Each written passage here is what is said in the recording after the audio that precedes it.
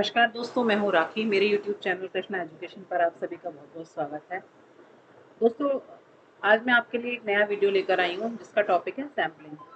जैसा कि आपको पता है, असिस्टेंट प्रोफेसर बीएड से संबंधित मैं वीडियोस डाल रही हूँ, जिसमें मैंने अपना लास्ट वीडियो जो है रिसर्च हाइपोथेसिस पर दिया था। अब इस वीडियो में मैं आज आपसे डिस्कस करूँगी सैम्पलिंग कि जब रिसर्च की जाती है तो उसमें सैम्पलिंग कैसे करते हैं, how to select a sample. Sample process की बात करेंगे, टाइप्स ऑफ सैम्पलिंग की बात करेंगे, जनरल जो हम इसमें देखेंगे कि सैम्पलिंग क्या होती है, कितने प्रकार की है, कैसे कैसे की जाती है, ये सारी चीज़ें हम इस वीडियो के माध्यम से आज डिस्कस करेंगे। तो देर ना करते हुए शुरू करते हैं आज का वीडियो, जो कि सैम्पलिंग पर है। सबसे पहले देखते हैं सैम्पलिंग क्या होती है। Sampling is the process of selecting a sample to provide an adequate description and inferences of the population. Sampling वो प्रोसेस है जिसके द्वारा एक बड़ी पॉपुलेशन से एक छोटा सा सैंपल सेलेक्ट किया जाता है जो कि आपको सही इंफॉर्मेशन दे सके।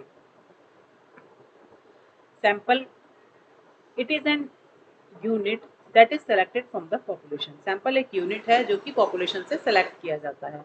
दूसरा, रिप्रेजेंट द होल पॉपुलेशन, ऐसा हो जो कि सारी पॉपुलेशन को रिप्रेजेंट करता हो। Purpose to draw the inference, और जो इन्फ्रेंस हमें ड्रॉ करने उस पर्पस को भी फुलफिल करता हो। तो जैसा कि स्क्रीन पे आप देख रहे हैं, डायग्राम के थ्रू दिखाया गया है कि जो पॉपुलेशन है उसमें से सैंपल क्या है कि इस पॉपुलेशन, पूरी पॉपुलेशन को रिप्रेजेंट करने वाला एक जो है वो कहलाता है सैंपल। ये पूरा पॉपुलेशन को दिखाया गया और इसमें से जो ये सिलेक्शन किया गया जैसे सैंपल, जो कि इस पूरी पॉपुलेशन को रिप्रेजेंट करता है। भाई सैंपल, सैंपल क्यों जरूरी है? सैंपल क्यों जरूरी है? क्योंकि जब आप रिसर्च करने जा रहे हैं तो आप कितने क्षेत्र पर काम करेंगे। ऐसा तो पॉसिबल नहीं है कि पूरी की पूरी पॉपुलेशन पर काम किया जा सके। इतनी बड़ी पॉपुलेशन पर डेटा कलेक्शन करना इजी नहीं होता। और इसमें ये भी साथ में ये भी प्रॉब्लम आती है कि आपको किस पर्टिकुलर फील्ड पर काम करना है, जिस क्षेत्र में या जिस वेरिएबल से रिलेटेड या जिस पॉपुलेशन पे आप काम करना चाह रहे हैं बहुत ज़्यादा वाइड फैली हुई है, तो सभी को कवर कर पाना मुश्किल होता है। इसीलिए सैम्पलिंग की जाती है कि जो आपको अप्रोप्रिएट इंफॉर्मेशन दे सके और पूरी पॉपुलेशन को रिप्रेजेंट कर सके, इसलिए सैंपल की ज़रूरत होती है। साथ में टाइम सेव भी होता है, मनी भी सेव होती है। पूरी पॉपुलेशन पर काम करने में बहुत ज़्यादा समय लगेगा और साथ ही पैसा भी बहुत ज़्यादा खर्च होगा। इन सब चीज़ों को ध्यान में रखते हुए सैंपल को सेलेक्ट किया जाता है। अब बात करते हैं सैम्पलिंग फ्रेम की। Listing of population from which a sample is chosen. Sampling frame क्या है? वो पॉपुलेशन, उस पॉपुलेशन को लिस्ट करना जहाँ से हमें सैंपल चूज करना है। अब बात करेंगे पॉपुलेशन की। पॉपुलेशन क्या है? Population means the entire mass of observation. Population का मतलब है कि वो पूरा मास जहाँ से हमें ऑब्जर्वेशन करने हैं। Which is the parent group from which a sample to be drawn. जो कि पेरेंट ग्रुप है जहाँ से सैंपल लिया जाना है, यानी ऐसा पेरेंट ग्रुप जहाँ से हमें ऑब्जर्वेशन करना है अपने रिसर्च से रिलेटेड इंफॉर्मेशन को लेकर, वहीं से सैंपल को ड्रॉन किया जाता है। A population can be defined as including all people or items with the characteristics one wishes to understand. एक पॉपुलेशन क्या है? Can be defined as including all people, सारे लोग जो उस पॉपुलेशन के अंतर्गत आते हैं, और item with the characteristic one wishes to understand, उस पर्टिकुलर करेक्टरिस्टिक्स के जिसे हम स्टडी करना चाहते हैं। फॉर एग्जाम्पल, अगर हम स्कूलिंग पर यानी सेकेंडरी स्कूलिंग पर काम करना चाहते हैं किसी रिसर्च को लेकर, तो सेकेंडरी स्कूल में पढ़ने वाले जो सेकेंडरी लेवल के बच्चे यानी 10th क्लास तक के बच्चे हैं, वो सभी उस पॉपुलेशन के अंतर्गत आएंगे। अगर हम सीनियर सेकेंडरी पे काम करना चाहते हैं तो जो पॉपुलेशन आएगी वो पर्टिकुलर एरिया के, क्षेत्र के, जिसको आपने डिलिमिट किया है उसमें पढ़ने वाले सभी सीनियर सेकेंडरी स्कूल्स के बच्चों की वो पॉपुलेशन उसमें आएगी, जिसमें से आपको सैंपल ड्रॉ करना होगा।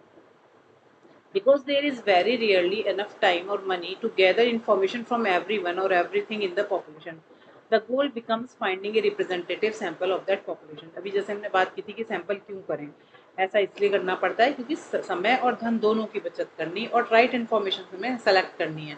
इसके लिए क्या होता है, हमें एक रिप्रेजेंटेटिव सैंपल चाहिए होता है उस पॉपुलेशन का जहाँ से हमें ये सब डेटा चाहिए। अब बात करते हैं नीड ऑफ सैंपल। सैंपल की ज़रूरत क्या है, क्यों है? Get information about large population. बड़ी पॉपुलेशन से जो सूचनाएं एकत्र करने के लिए सैंपल की ज़रूरत होती है। सपोज आप मेरठ में अगर रिसर्च करने जा रहे हैं या कहीं आसपास क्षेत्र में या यूपी में कहीं भी आप कोई रिसर्च कर रहे हैं, तो आप पूरे के पूरे एक क्षेत्र को कवर नहीं कर सकते, यानी सारी पॉपुलेशन को वहाँ से नहीं ले पाएंगे। क्योंकि पहली बात एक चीज़ तो ये रहेगी कि आपका टाइम बहुत खर्च होगा, पैसा खर्च होगा, और दूसरा वो जो पॉपुलेशन है वो पर्टिकुलर उसमें सभी लोग इंक्लूड होंगे। हो सकता है वो आपके रिसर्च के क्राइटेरिया के मुताबिक फुलफिल ना होते हों। तो इसलिए क्या है कि उसी पर्टिकुलर क्षेत्र से उस पर्टिकुलर एज ग्रुप के या फिर उस पर्टिकुलर क्राइटेरिया के पॉपुलेशन का ही सैंपल ड्रॉ किया जाता है। जैसे कि अभी हमने पहले बात की थी कि अगर हम सीनियर सेकेंडरी या सेकेंडरी की बात कर रहे हैं या हम हायर एजुकेशन लेवल की बात कर रहे हैं, तो उस पर्टिकुलर क्षेत्र का ही हम लेंगे। और अगर जियोग्राफिकल एरिया के हिसाब से कर रहे हैं तो जियोग्राफिकल एरिया में रहने वाले, तो डिपेंड करेगा कि हम किस तरीके की रिसर्च कर रहे हैं, उसी के अकॉर्डिंग हमारी पॉपुलेशन रहेगी और उसी के अकॉर्डिंग हम उस पॉपुलेशन का सैंपल ड्रॉ करते हैं। इसके बाद लोअर कॉस्ट, जिससे पैसा कम खर्च हो। पूरी पॉपुलेशन पे पैसा ज़्यादा खर्च होगा, अगर हम सैंपल ले लेंगे उसको रिप्रेजेंट करने वाला, तो उस पर हमारी कॉस्ट भी कम आएगी। मोर एक्यूरेसी ऑफ रिजल्ट, अगर प्रॉपर तरीके से सैम्पलिंग प्रोसेस अप्लाई किया गया है तो जो एक्यूरेसी है रिजल्ट्स की वो ज़्यादा अच्छी रहेगी, अगर ट्रू रिप्रेजेंटेटिव है पॉपुलेशन का तब। High speed of data collection, आप कम समय में ज़्यादा डेटा कलेक्ट, ज़्यादा पॉपुलेशन का डेटा कलेक्ट कर पाएंगे। Availability of population elements, population elements की अवेलेबिलिटी रहेगी, क्योंकि आपके पास हर प्रकार के जो आपने क्षेत्र लिया है पूरी पॉपुलेशन का एक रिप्रेजेंटेटिव सैंपल रहेगा। लेस फील्ड टाइम, फील्ड में आपको ज़्यादा समय नहीं घूमना पड़ेगा, कम समय लगेगा। When it is impossible to study the whole population, सारी पॉपुलेशन को स्टडी करना इजी नहीं होता, तभी भी सैंपल की उम्मीद होती है। अगर हमें बड़े सैंपल पे काम कर, बड़े पॉपुलेशन पे काम करना है, तो उसके लिए बहुत सारा समय चाहिए होगा, पैसा भी बहुत लगेगा। देन उस कंडीशन में क्या है, अगर रिप्रेजेंटेटिव सैंपल पे हम काम करें तो कम समय में और ज़्यादा अच्छे तरीके से हमारा काम हो जाएगा।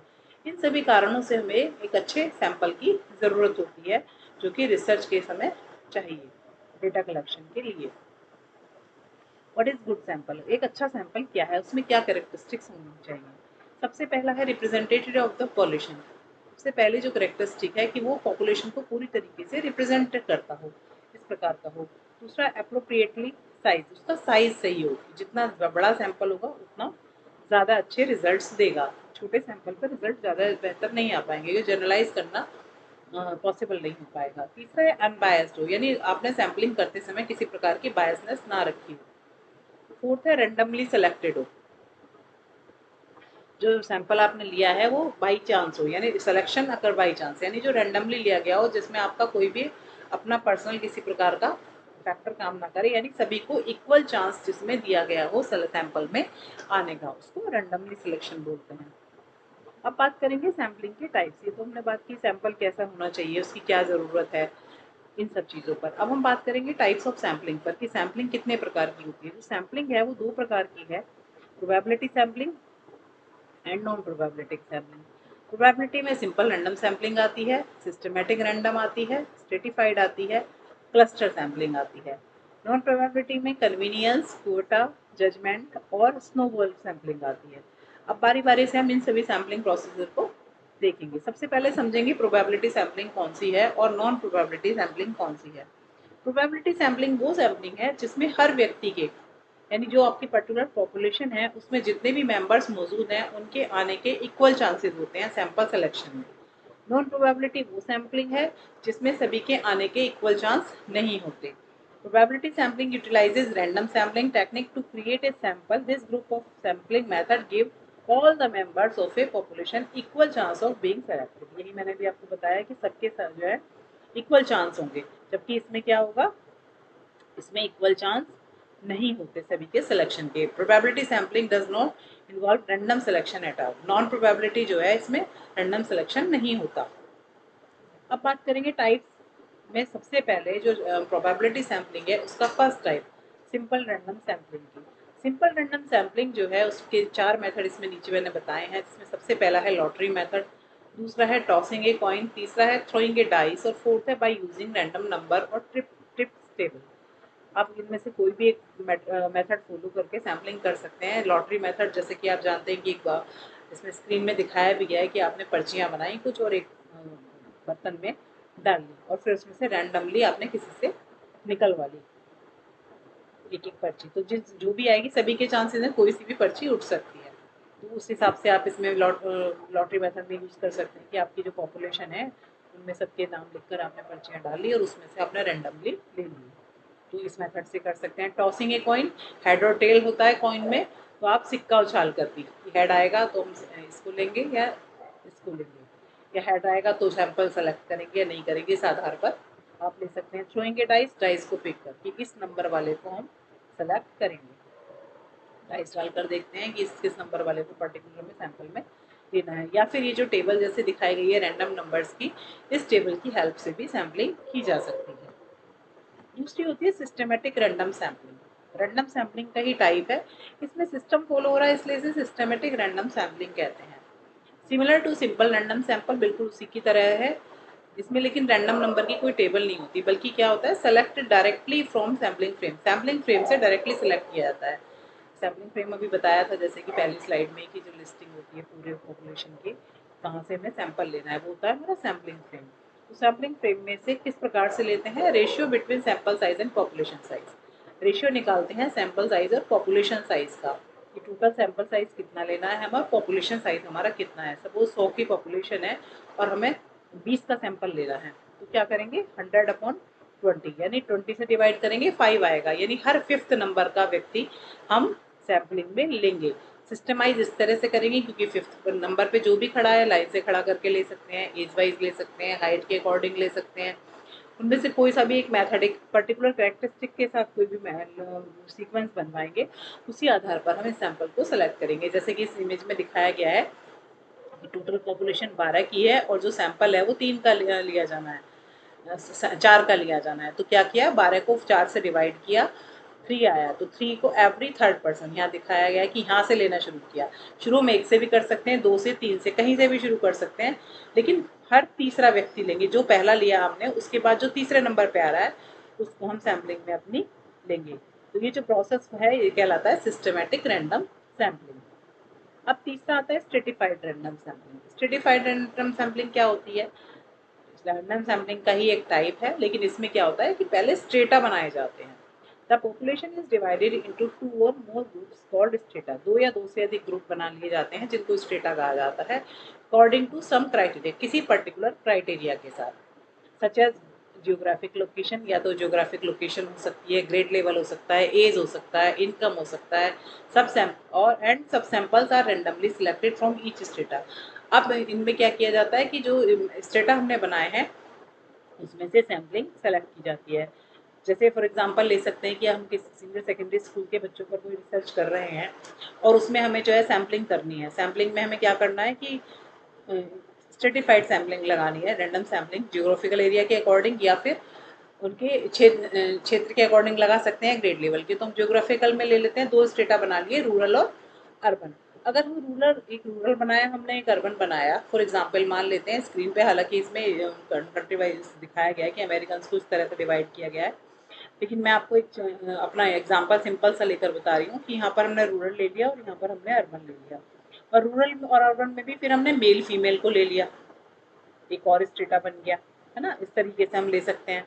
तो उसके बाद फिर हम क्या करते हैं, सिंपल रैंडम सैम्पलिंग या फिर सिस्टमेटिक रैंडम सैम्पलिंग के थ्रू सैंपल ड्रॉ करते हैं। तो ये जो प्रोसेस है वो स्ट्रेटिफाइड रैंडम सैम्पलिंग कहलाता है।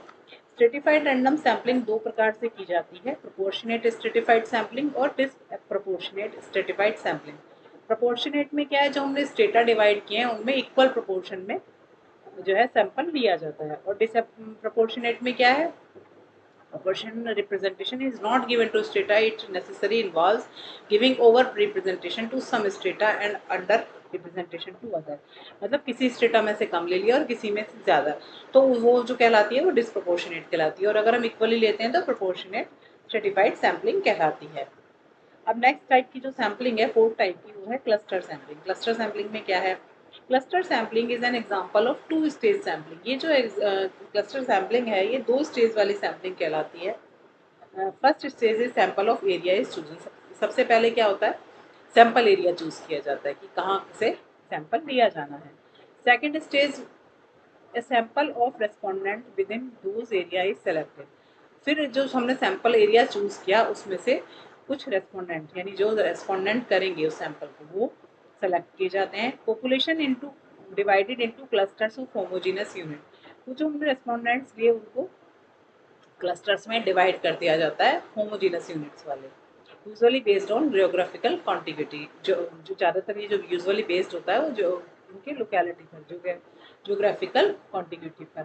Sampling unit are groups rather than individual, इसमें जो सैंपल यूनिट्स होती हैं वो ग्रुप में होती हैं, अकेले नहीं होती। A sample of such clusters is then selected, इन क्लस्टर्स में से फिर सैंपल को सेलेक्ट किया जाता है। नेक्स्ट स्लाइड में मैं इसका आपको डायग्रामेटिक उसमें दिखा दूंगी तो आपको आसानी से समझ में आ जाएगा। और units from the selected clusters are studied, जितनी भी यूनिट्स हैं पर्टिकुलर क्लस्टर में उन सबको भी स्टडी किया जाता है। The population is divided into सब ग्रुप लाइक फैमिलीज, या क्लस्टर्स बोलते हैं ऐसे। जो पॉपुलेशन है वो डिवाइडेड होती है क्लस्टर्स में। A simple random sample is taken of the subgroup and then all members of the cluster selected are surveyed. Simple random method से उन ग्रुप्स में से सिलेक्शन किया जाता है और उस ग्रुप में आने वाले, उस पर्टिकुलर ग्रुप में आने वाले सभी मेंबर्स को स्टडी किया जाता है। ये क्लस्टर रैंडम सैम्पलिंग दर्शाई गई है कि जो पॉपुलेशन थी प्रॉपर उसको 6 क्लस्टर में डिवाइड कर लिया गया। अब 6 क्लस्टर में से रैंडमली 2 क्लस्टर को चूज किया गया। उन दोनों क्लस्टर में, यानी पहले क्लस्टर में तो 5 और 6 और दूसरा जो क्लस्टर है उसमें 11 और 12 नाम से जो दिखाए गए, ये 2 मेंबर्स इसमें थे, ये 2 मेंबर्स इसमें थे। 2 क्लस्टर हैं तो इनके चारों इंडिविजुअल की स्टडी की जाएगी, यानी चारों इंडिविजुअल को हमारी पर्टिकुलर स्टडी में शामिल किया जाएगा। सबसे पहले क्या किया, पूरी पॉपुलेशन को क्लस्टर्स में डिवाइड किया, फिर उन क्लस्टर्स में डिवाइड करने के बाद यानी होमोजेनस यूनिट में के हिसाब से उनको डिवाइड कर लिया और डिवाइड करने के बाद उसमें सिंपल रैंडम सैम्पलिंग के थ्रू उनका सिलेक्शन किया। तो ये होती है क्लस्टर सैम्पलिंग। अब बात करते हैं नॉन प्रोबेबिलिटी सैम्पलिंग की। नॉन प्रोबेबिलिटी सैम्पलिंग में सबसे पहली सैम्पलिंग है कन्वीनियंस। कन्वीनियंस सैम्पलिंग कौन सी सैम्पलिंग है? कन्वीनियंस के नाम से ही पता चलता है, यानी सुविधाजनक, यानी जो आपको लगता है कि आपके काम को फुलफिल कर सकता है, या आपके आसपास है, या आसानी से मैं इससे डेटा लेने में मुझे ईजी रहेगा, तो जो आपको सुविधा प्रदान करता है एक तरीके से। Convenience sampling involves choosing respondent at the convenience of the researcher. Researcher अपनी कन्वीनियंस के अकॉर्डिंग जब सैम्पलिंग को चूज करता है तो कन्वीनियंस सैम्पलिंग कहलाती है। जैसे ये आपकी सैंपल दे दी 1 से 20 तक है, 20 में से अपनी सुविधा के अनुसार आपने इसमें से 4 को चुन लिया, इसमें से 7 को, इसमें से 12 को, इसमें से 15 नंबर पे आने वाले और इसमें से 20 पर, यानी कोई भी पर्टिकुलर पैटर्न फॉलो नहीं हो रहा, बल्कि क्या है जो मर्जी आया हमने उसी को अपने सैंपल के लिए ले लिया। तो इस प्रकार की जो सैम्पलिंग है वो कन्वीनियंस सैम्पलिंग कहलाती है। इसके बाद आता है क्वोटा सैम्पलिंग। क्वोटा सैम्पलिंग क्या है? The population is first segmented into mutually exclusive subgroup just as in stratified sampling. Quetta sampling stratified sampling की तरह से ही यूज़ की जाती है, बस इसमें क्या है कि उसमें तो रैंडमली चूज़ किए जाते हैं सैंपल को स्टेटा बनाने के बाद। और क्वेटा सैम्पलिंग में क्या होता है? क्वेटा सैम्पलिंग में रैंडमली चूज़ नहीं किए जाते, बल्कि क्या है, आप अपनी इनमें से कोई सी भी सैम्पलिंग मेथड लगाकर नॉन प्रोबेबिलिटी में से चूज कर सकते हैं, या फिर एज वाइज या कोई भी पर्टिकुलर क्राइटेरिया रखकर आप सैम्पलिंग ले लेते हैं, तो वो कहलाती है क्वोटा सैम्पलिंग। अब आती है बात जजमेंटल सैम्पलिंग की। तीसरी जजमेंटल कौन सी है? जजमेंटल यानी रिसर्चर के जजमेंट पर होती है। जो the researcher chooses the sample based on who they think would be appropriate for the study. यहाँ पर इसमें क्या है, रिसर्चर जिसे सोचता है कि ये व्यक्ति मेरे रिसर्च के हिसाब से अप्रोप्रिएट रहेगा, मेरे जो रिसर्च का टॉपिक है, प्रॉब्लम है, उसके अकॉर्डिंग जो मुझे डेटा चाहिए वो इस पर्टिकुलर व्यक्ति से मिल जाएगा। इस आधार पर जब सैम्पलिंग करता है तो इस सैम्पलिंग को जजमेंटल सैम्पलिंग कहते हैं।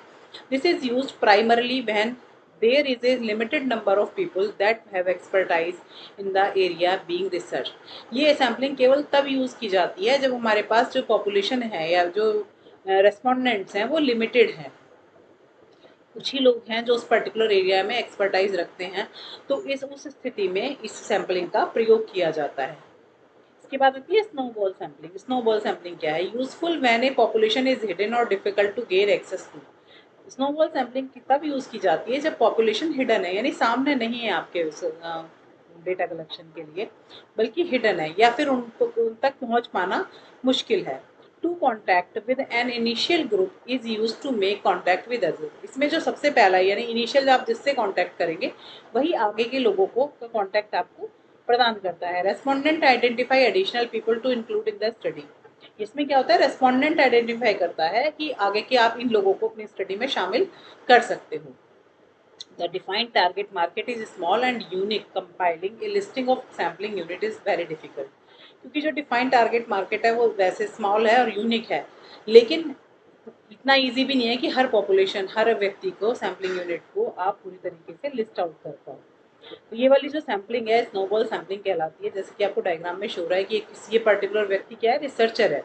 इसने 2 लोगों को अप्रोच किया और अपनी रिसर्च के सैम्पलिंग के लिए 2 लोगों को अप्रोच किया कि मैं इनको से और इनसे डेटा सेलेक्ट करूँगा on the basis of any characteristic या एनी रिक्वायरमेंट या किसी भी आधार पर जो भी आपको लगता है आपके रिसर्च के अकॉर्डिंग नीड है, उसके अकॉर्डिंग आपने लिया कि एज वाइज लिया, इस एज ग्रुप के या इस यहाँ काम करने वाले ये लोग हम मेरा रिसर्च का डेटा दे सकते हैं, उन्हीं से मैं फिर आगे के लोगों का डेटा भी मांग सकूँ। इस प्रकार के लोग हमने सेलेक्ट किए। तो 2 रिसर्चर ने 2 लोगों को लिया, इन 2 ने बाकी और आगे का 2-3 का रेस्पॉन्स वो दे दिया, रेफरेंस दे दिया कि आप यहाँ से भी अपना डेटा ले सकते हैं। तो ये वो आ गए, इन्होंने फिर आगे किसी और का रेफरेंस दे दिया।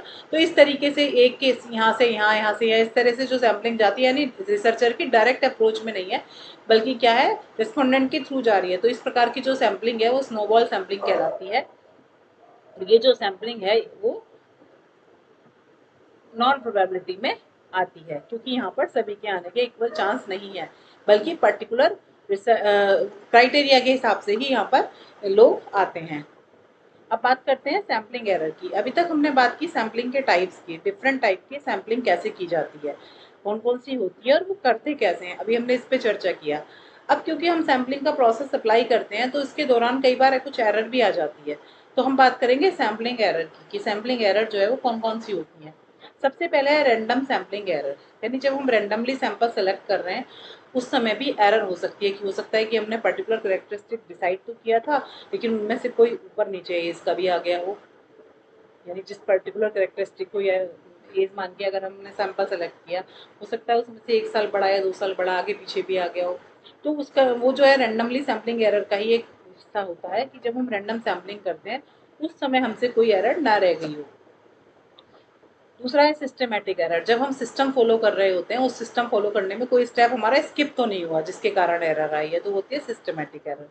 एरर ऑफ बायसनेस, यानी हमने कोई बायसनेस तो नहीं की है, सैंपल सेलेक्ट करते समय नहीं इसे ले लेते हैं, ये ज़्यादा ठीक रहेगा, इस तरीके की कोई एक्टिविटी तो हमने सैम्पलिंग के दौरान नहीं की, पूरी तरीके से रैंडमली किया है या नहीं किया, ये होती है error of biasness. Error of measurement, यानी जब हम मेजरमेंट कर रहे होते हैं उस समय हमसे कोई एरर तो नहीं हुई है, तो वो एरर ऑफ मेजरमेंट कहलाती है। सिस्टमेटिक एरर ऑफ मेजरमेंट, यानी सिस्टम फॉलो करते समय जो मेजरमेंट में एरर हो जाती है उसे सिस्टमेटिक एरर ऑफ मेजरमेंट कहते हैं। ये प्रोसेस सैंपल का जो प्रोसेसर है वो प्रॉपरली सिस्टम फॉलो करके ही होता है, पहले क्या करना है फिर क्या करना है, ऐसा तो नहीं कि हमने कोई स्टेप स्किप कर दिया हो जिसकी वजह से मेजरमेंट में एरर आ रही है, तो वो एरर कहलाती है सिस्टमेटिक एरर ऑफ मेजरमेंट।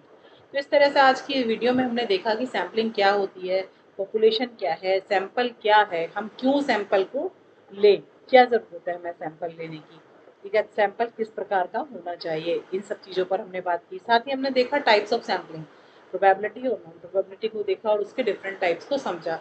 इसके साथ ही हमने देखा कि किस प्रकार से सैम्पलिंग प्रोसीजर फॉलो किया जाता है, कि कौन सी सैंपल टेक्निक कब लगानी है। ज़्यादातर जो रिसर्चेज होती हैं उनमें प्रोबेबिलिटी सैम्पलिंग ही यूज़ की जाती है, तभी रिजल्ट सही आते हैं। अगर आप नॉन प्रोबेबिलिटी लेंगे तो उसमें सैम्पलिंग एरर आ जाएगी।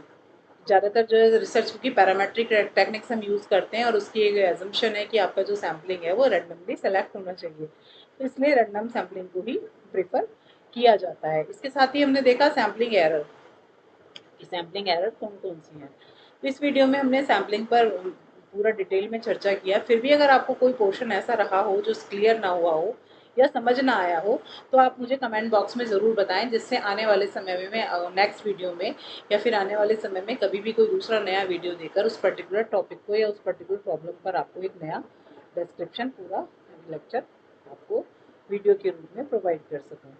तो दोस्तों, अगर आपको मेरा वीडियो पसंद आया हो तो मेरे चैनल को लाइक करें, सब्सक्राइब करें और बेल आइकन पर क्लिक करना ना भूलें, जिससे आपको आने वाली वीडियो के नोटिफिकेशन मिलती रहे। मिलते हैं नेक्स्ट वीडियो में।